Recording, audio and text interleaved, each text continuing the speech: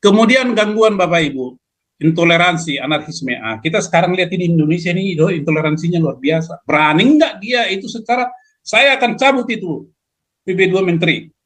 Jangan coba-coba siapapun di Indonesia ini melakukan pelarangan ibadah dan menutup rumah ibadah. Saya akan tampil di depan. Berani nggak Capres ngomong begitu? Omdo kan, berani nggak? Itu kan gangguan itu. Kemudian gangguan dari luar negeri itu apa Pak? Perbatasan, gangguan perbatasan negara ya. Berani nggak dia itu ngomong ke Australia, Australia lu jangan masuk dong, zona eksklusif ekonomi, nangkap ikan. Filipina, Korea Utara, Korea jangan masuk lu dong, nangkap ikan di wilayah kami. Berani nggak dia itu? Berani nggak dia seperti Ibu Susi Susanti menenggelamkan kapal itu? Ibu Susanti aja nggak berani, dilarang oleh seseorang menteri yang lebih kuat.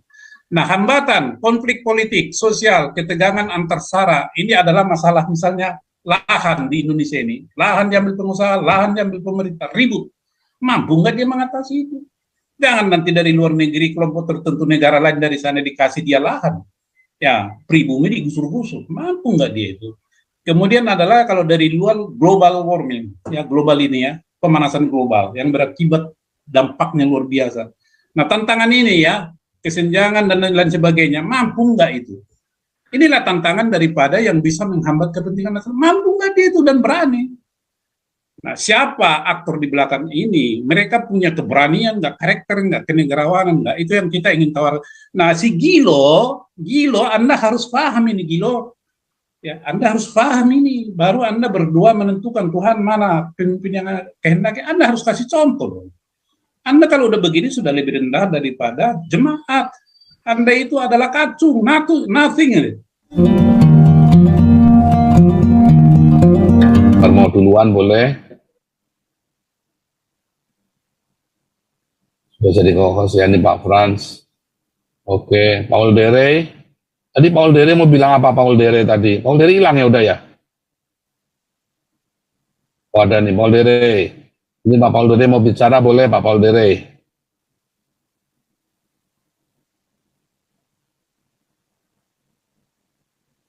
Lisoy.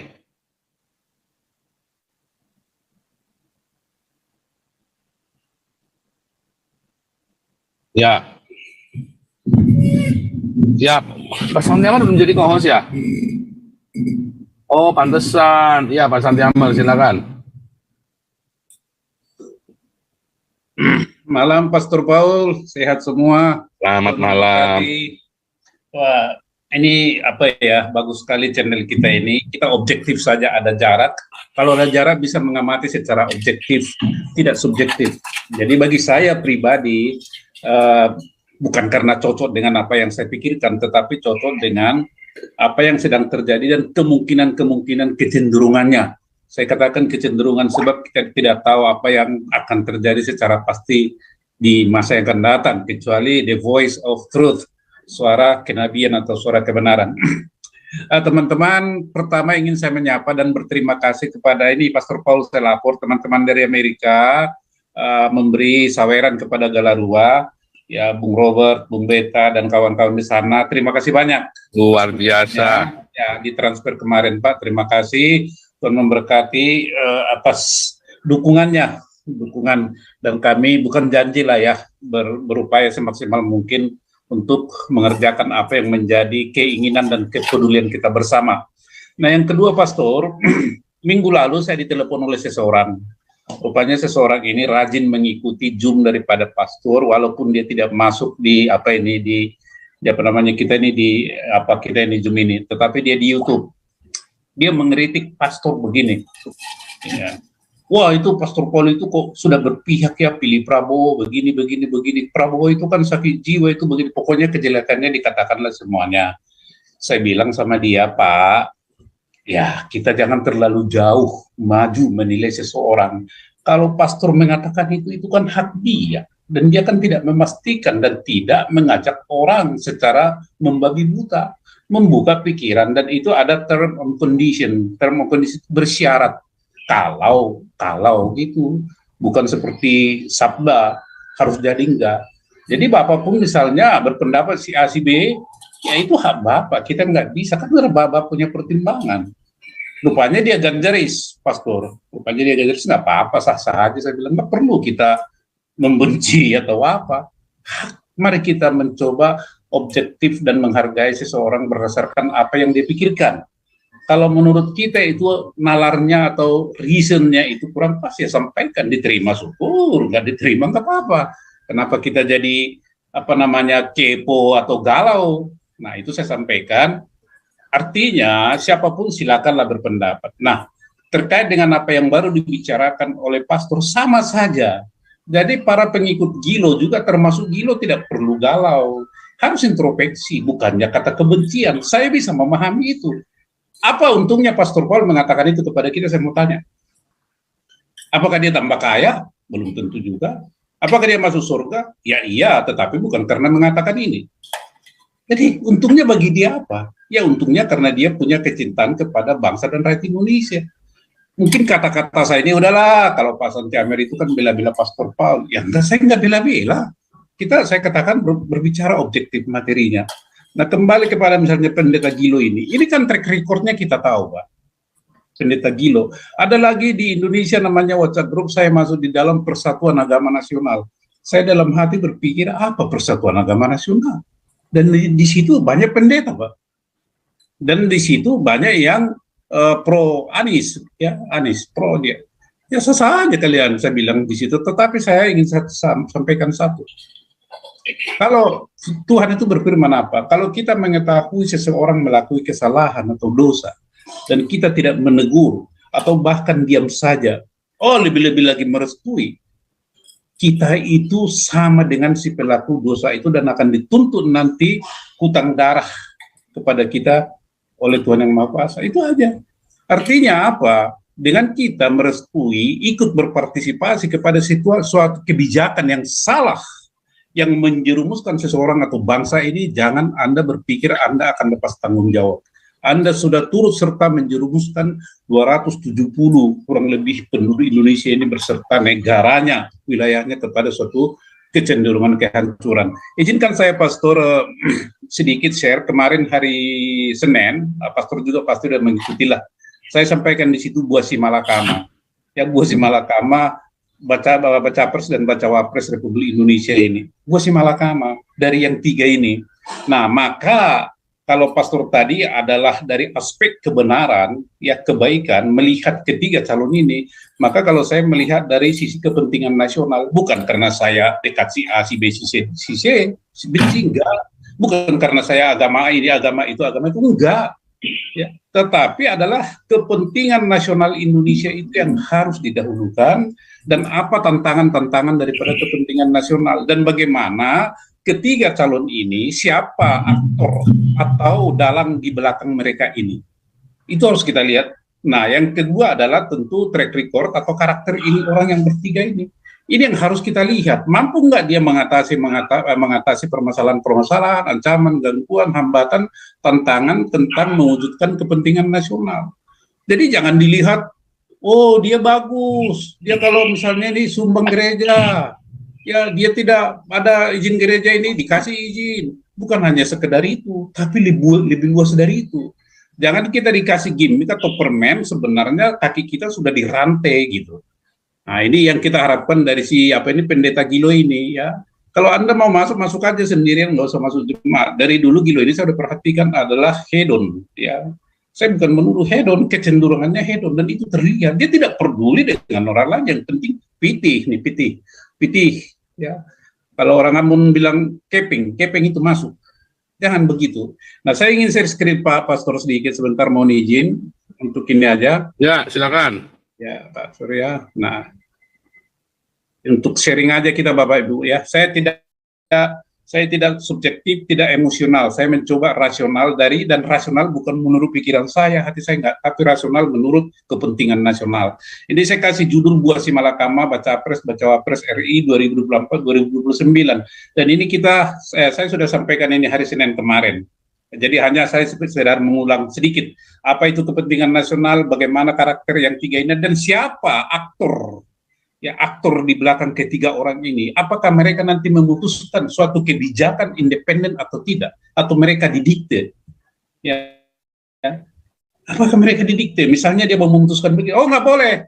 Si sang aktor bilang, lu harus begini dong. Kan gue yang milih lu bisa jadi presiden. Apa sih? Lu mau nantang, gue kerjain nanti di DPR lu. Nah, habis dia. Habis barang itu, Bung. Dia tidak independen, tidak berani. Tidak. Kalau dikatakan sekarang, Anda katanya petugas partai, saya berani begini-begini. Saya omongan sekarang. Tapi kalau udah jadi presiden, saya mau bikin begini. Yang calonin lu kan jadi presiden gue. Lu mau lawan, bikin begini. Nggak bisa, oh silakan. Di DPR dia dihajar. Dihajar di DPR.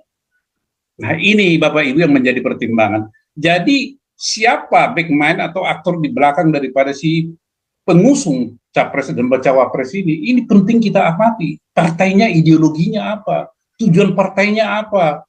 Karena mereka ini adalah wayang, pion. Ya, tidak bisa berbuat apa-apa. Ya, kalau nanti mereka di impeachment, diancam aja di impeachment bergemetar itu. Karena mereka punya kartu, ya track record Anda pelanggarannya udah punya, tinggal sodorkan aja ke Mahkamah Agung, Mahkamah Konstitusi. Udah dah dikerjain di DPR habis kan, mau tidak mau manut, karena dia sudah punya kartu truf. Nah ini jangan kita lupa, oh ini pintar ngomong, iya, siapa yang salah, enggak. Dan ini juga nanti akan bisa menuntun kita menilai apa omongannya di setiap dia kampanye berhadapan dengan orang banyak.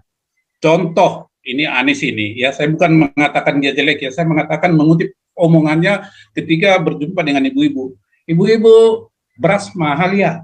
Iya, nah itu. Ya, kan ini omongan apa ini? Ya. Apakah ini pencerdasan? Enggak, pembodohan. Beras mahal, ya. Kalau dia orang yang jujur dan objektif dan gentleman, dia akan mengatakan, ya memang beras sekarang mahal. Ya, sekarang cuaca global warming dan segala macam ini mempengaruhi harga beras. Kita harus impor. Ini nanti yang harus kita coba perbaiki. Bahasa-bahasa gitu mendidik masyarakat, tidak menimbulkan suatu rasa benci atau antipati terhadap pemerintahan yang sekarang ini. Itu baru salah satu ciri negarawan. Bu ibu-ibu, beras mahal ya? Oh ya nanti kalau itu gampang saya ini. Sontoloyo lu dalam hati saya. Ya, siapa di belakang Anda? Anda berwenang, Anda kan tidak berwenang apa-apa, Anda adalah kacung. Nah, ini, jadi saya buat buah simalakama, karena di antara yang tiga ini, tidak ada yang terbaik. Maka buah simalakama, buah kalau dimakan ayah mati, kalau tidak dimakan, ibu gimana dong? Nah, kalau bercanda teman-teman bilang, ya kalau dimakan ayah mati, kalau tidak dimakan ibu mati, ya dimut saja, kan gitu. Tapi dalam rantai perpolitikan ini apa dimut, kan gitu. Nah, jadi ini yang saya sampaikan Bapak Ibu ya. Jadi apa itu kepentingan nasional? Nah, jadi kita lihat ini secara ini ya, yang tiga ini. Ganjar kan belum tahu siapa cawapresnya. Prabowo juga belum tahu. Ya, ini sebulan lagi masih banyak waktu katanya. Bisa saja mungkin Prabowo gabung dengan Ganjar, apa mungkin bisa saja Ganjar Mahfud sebagai wapres, bisa saja Yeni, Gibran, peluang-peluang itu masih terbuka untuk kedepannya. Tetapi kita lihat dulu yang sudah relatif, yang ada dulu lah, kita tidak berandai-andai ya, tidak berandai-andai. Nah ini Bapak Ibu ya, yang mempengaruhi mereka itu yang paling dominan itu apa? Track record, buah. Saya ketika berkunjung dengan seseorang dan berbicara dengan mantan petinggi di Indonesia ini, kita berbicara masalah capres dan cawapres. Dia, iya, si Anu mengatakan Anies bagus, dia pintar ngomong dan cerdas. Cuma di pintarnya ngomongnya itu tidak sesuai dengan apa yang diperbuat. Ini nyata. Contoh, waktu kampanye Pilgub 2017 DKI, dia mengatakan itu reklamasi akan dihentikan. Ya, ternyata orang hebat, merasa selalu dihentikan. Tetapi nyatanya saya mau tanya, dihentikan nggak? Dia jalankan diam-diam. Nah, ini karakter orang yang begini kira-kira bagaimana kalau jadi memimpin negara ini? Memimpin kelas provinsi aja sudah begitu, apalagi negara ini. Gampang ditekak-tekuk gitu, tidak rigid, tidak punya prinsip. Ini repot dengan itu buah. Nah, Ganjar, Prabowo silakan lihat masing-masing lah ya. Kita objektif aja. Kemudian ideologi partai pendukung. Ini yang saya katakan backmind itu Bapak Ibu, backmind ideologi. Kalau misalnya calon presidennya itu adalah bukan siapa-siapa yang partai, ya itu istilahnya adalah anak yang diadopsi, anak yang dihargakan, yang membuat dihargakan itu partai. Ya, sehingga dia duduk di singgasana. Yang mendudukkan singgasana inilah yang mengatur dia itu, bukan dia mengatur dirinya sendiri dan negara. Kalau dia mau mengatur negara begini, maka si penduduk yang membuat dia duduk di singgasana itu ngomong, lu bikin apa itu? Gue keinginannya bikin dong gini. Dia mau nolak, nggak berani. Nah, inilah ideologi partai pendukung. Apa ideologi partai pendukung koalisi perubahan, koalisi Indonesia Maju, akan kita lihat. Ya. Terus kepentingan nasional. Nah, ini yang kita kadang-kadang, apa itu kepentingan nasional?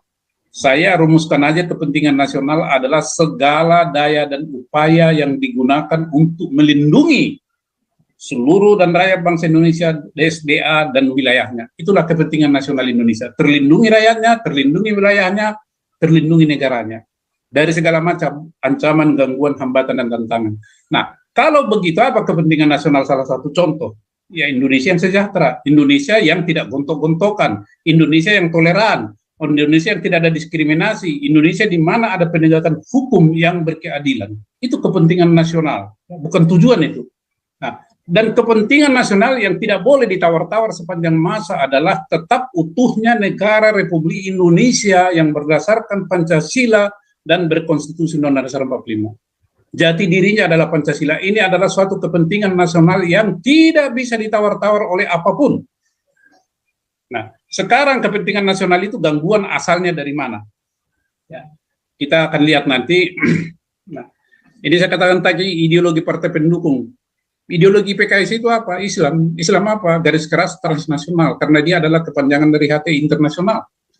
Nasdem, nasionalis. Apa? Iya. Lihat aja, siapa itu? Si Jenggot kan, si Brewo. Kita lihat pribadinya. Hari ini tempe, besok tahu. Ya kan?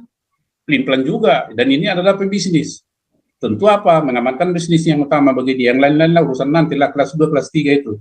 PKB nggak jelas. Apakah dia ideologi Islam? Apakah ideologi nasionalis? Apakah dia nasionalis religius? Nah, Gerindra nasionalis. Golkar nasionalis. Dan seterusnya. Katanya itu tertulisnya. Prakteknya kita lihatlah, Bapak Ibu bisa menilai. Ya, apa itu nasionalis? Nasionalis adalah orang atau sekelompok orang atau ajaran yang mencintai negara Republik Indonesia, berwawasan kebangsaan dan Nusantara, wawasan kebangsaan. Itu nasionalis. Nasionalis bukan chauvinis ya. Chauvinis itu adalah etnosentris. Fanatik dia, sempit, itu namanya chauvinis. Tapi ini adalah nasionalis yang bersifat nasional dan internasional. Nah, gitu. Nah, ini saya itu tadi kalau kepentingan nasional bisa dibagi 4 yang saya singkat dengan PETI, yaitu dikelompokkan segi pertahanan, ekonomi, kemudian tata hubungan internasional. Ini hubungan internasional. Kalau si ACBCC itu misalnya jadi presiden, bisa nggak dia menjalin hubungan dengan Israel? Jangan bertanya, apa untungnya kita berhubungan diplomatik dengan Israel? Jangan tanya. Maka ada satu klausul yang sifatnya abadi. Kalau engkau memberkati Israel, kau diberkati. Kalau engkau mengutuk Israel, kau dikutuki. Nah, mau pilih mana, mau dikutuk atau diberkati? Kalau diberkati, bergaulah. Apa yang dibela dengan suatu negara yang sama sekali hari ini nggak ada kontribusinya? Itu kepentingan nasional atau bukan? Tentu adalah untuk kepentingan sekelompok. Nah, ini harus dihapus dong. Berani nggak ini calon presiden ke depan nanti berhubungan dengan suatu negara yang kita bisa memperoleh kebahagiaan dan berkat dari Yang Maha Kuasa? Berani nggak? Nah, itu contoh. Nah, kemudian itu tata internasional ya. Kemudian adalah ideologi. Nah, ideologi yang saya katakan Pancasila yang tidak boleh, ini adalah kepentingan yang tetap sifatnya. Sepanjang masa tetap, tidak boleh berubah. Kemudian, nah ini comel. Comel ini kurang lebih sama, Pak. Comel itu singkatan daripada core value. Core value itu adalah ideologi negara Indonesia yang harus tetap berdiri teguh, utuh, bersatu. Itu namanya core yang tidak berubah itu. Nah, yang middle range objektif ini bisa berubah sesuai dengan perkembangan Linkstra. Linkstra itu lingkungan strategis regional, nasional, regional, dan internasional. Bisa berubah-ubah. Kemudian long range objektif sama ya. Yang ingin mewujudkan perdamaian dan ketertiban dunia. Sama dengan alinea keempat Undang-Undang Dasar 45 turut serta ya ketertiban dunia secara aktif. Itu long term range objektif. Nah, sekarang Bapak Ibu kita akan lihat apa ancaman, gangguan, hambatan dan tantangan yang membuat kepentingan nasional ini tidak bisa terwujud. Nah, disinilah kita lihat apakah capres dan cawapres ini mampu mengatasi ini, bukan hanya sekedar mampu, berani, dan tidak hanya sekedar berani, bijaksana, tanpa mengorbankan apa itu kepentingan nasional. Nah, ancaman itu sesuatu yang lebih serius dari gangguan. Gangguan itu ya masih bisa lah ya, masih sedikit kecil. Tapi kalau udah makin meningkat, masif, ya itu sudah ancaman itu. Kemudian hambatan. Nah, hambatan ini adalah suatu ancaman yang tidak bisa lagi dihandle, ditangani di bagaimana, kecuali dengan suatu strategi yang global dan holistik. Ya. Itu ancaman itu, hambatan. Mau tidak mau, karena hambatan nggak bisa diatasi misalnya. Ya. Nah, tantangan itu adalah challenge atau peluang. Kenapa tidak menggunakan SWOT? Ya silakan aja Pak, SWOT, strength, weakness, objective, ya treatment gitu ya, treat itu ancaman, silakan aja. Nah, ini Bapak Ibu, AGHT ini ada dari dalam negeri, ada dari luar negeri. Contoh ancaman dari dalam negeri, 4 residu kemerdekaan Indonesia. Nanti akan saya jelaskan itu singkat saja. Kemudian korupsi, kolusi, nepotisme. Kemudian ketimpangan ini ketimpangan ekonomi yang diistilahkan dengan rasio Gini. Kemudian diskriminasi, makar, penegakan hukum, tebang pilih, terorisme, dan pandemi. Nah, ini adalah sebagian tantangan, ancaman yang ada dalam negeri. Mampu tidak ini cawapres ini menyelesaikan ini? Mampu enggak? Kemudian kalau dari nasional, regional, global itu adalah sosial budaya. Sosial budaya adalah maraknya budaya asing masuk ke Indonesia, soal pakaian, soal bahasa, soal sikap. Berani nggak itu melarang mereka tidak boleh masuk ke Indonesia atau dibatasi yang berasal dari Timur Tengah atau dari Arab sana? Berani nggak? Saya mau tanya presiden mana yang berani? Kamnas adalah ketahanan, pertahanan dan keamanan nasional. Pertahanan. Siapa yang mengerti pertahanan Indonesia ini negara arsipelago terbesar di dunia? Bapak Ibu ingat pertahanan apa itu Amerika sekarang sudah mengelilingi Indonesia itu. Pertahanannya itu sudah di mana-mana itu ya. Mulai dari Singapura sampai ke Australia, Indonesia sudah dikelilingi Amerika. Untuk mengisolir Indonesia dari berbagai perkembangannya. Itu katanya. Kemudian nanti dengan Cina ya. Jadi mampu nggak ini atau bahkan menjual kepada Amerika ya sudahlah begini begini. Mampu nggak? Itu adalah masalah keutuhan wilayah negara Indonesia. Kemudian 4 residu kemerdekaan itu tadi Pak ini penting. Satu adalah masih ada sekelompok manusia atau golongan di Indonesia yang menginginkan Indonesia ini negara Islam. Fakta. Kedua, masih ada sekelompok atau masyarakat atau golongan yang menginginkan berpisah dari Indonesia. Ada. Papua, Aceh. Nanti kalau yang dua ini sudah merdeka, itu Bali pasti menyusul itu. Karena dari dulu Bali itu memang nggak begitu suka bergabung dengan Indonesia. Karena nggak ada untungnya bagi mereka bergabung dengan Indonesia. Pisah. Nah yang ketiga adalah masih ada sekelompok atau golongan yang ingin Indonesia ini menjadi negara federal. Sama seperti Amerika Serikat. Ada. Yang keempat masih ada sekelompok dan golongan atau agama yang menginginkan Pancasila bukan ideologi Indonesia. Kita lihat hasil penelitian sekarang ini ya sangat miris. 70% dari siswa itu setuju Pancasila diganti sebagai ideologi. Luar biasa kan? Mampu nggak ini calon presiden mengatasi? Mampu nggak dia menuntaskan itu? Jadi jangan bicara beras mahal ya. Itu mana SD juga bisa ngomong. Kemudian gangguan Bapak Ibu. Intoleransi, anarkisme. Kita sekarang lihat ini Indonesia ini intoleransinya luar biasa. Berani nggak dia itu secara, saya akan cabut itu PB2 Menteri. Jangan coba-coba siapapun di Indonesia ini melakukan pelarangan ibadah dan menutup rumah ibadah.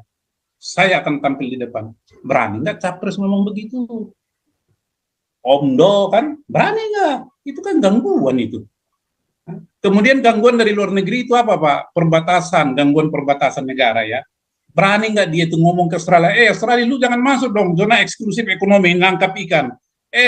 Filipina, Korea Utara, Korea jangan masuk lu dong, nangkap ikan di wilayah kami. Berani nggak dia itu? Berani nggak dia seperti Ibu Susi Susanti menenggelamkan kapal itu? Ibu Susanti aja nggak berani, kan? Dilarang oleh seseorang menteri yang lebih kuat. Nah, hambatan, konflik politik, sosial, ketegangan antar sara, ini adalah masalah misalnya lahan di Indonesia ini. Lahan diambil pengusaha, lahan diambil pemerintah, ribut. Mampu nggak dia mengatasi itu? Jangan nanti dari luar negeri kelompok tertentu negara lain dari sana dikasih dia lahan, ya pribumi digusur-gusur, mampu nggak dia itu? Kemudian adalah kalau dari luar global warming, ya global ini ya pemanasan global yang berakibat dampaknya luar biasa. Nah tantangan ini ya kesenjangan dan lain sebagainya, mampu nggak itu? Inilah tantangan daripada yang bisa menghambat kepentingan nasional. Mampu nggak dia itu dan berani? Nah, siapa aktor di belakang ini? Mereka punya keberanian nggak, karakter nggak, kenegarawanan nggak? Itu yang kita ingin tawar. Nah, si Gilo, Anda harus paham ini Gilo. Ya, Anda harus paham ini. Baru Anda berdua menentukan Tuhan mana pemimpin yang kehendaki. Anda harus kasih contoh dong. Anda kalau udah begini sudah lebih rendah daripada jemaat. Anda itu adalah kacung, nothing. Beri contoh dong. Ya, beri contoh seperti Daud. Tuhan, saya mau berperang. Menang nggak? Menang. Luma. Ya, ajak gerombolan atau jemaat untuk rame-rame mendukung si A, si B, si C. Anda adalah pendeta Sontoloyo, Anda itu. Ya. Anda itu kualat itu. Anda membawa gembalamu ke dalam jurang kehancuran. Ya, ini Anda harus paham ini, Gilo ya, sama yang lain-lain lah, pendeta-pendeta. Nggak usah sosok ngajari soal firman Tuhan lah. Kalau firman Tuhan dengar itu dari Pak Pastor Paulus. Ya. Nah ini ketergantungan itu Pak. Ya. Ini ya. Jadi ini aja dulu dari saya, Pastor. Kita harus paham itu. Jadi bukan kita subjektif, objektif, bukan emosional tapi rasional. Tapi rasional bukan yang individu, rasional yang kepentingan nasional. Terima kasih, Tuhan memberkati. Kau bilang kau menang debat lawan domba yang sesat. Kau bilang banyak yang tobat.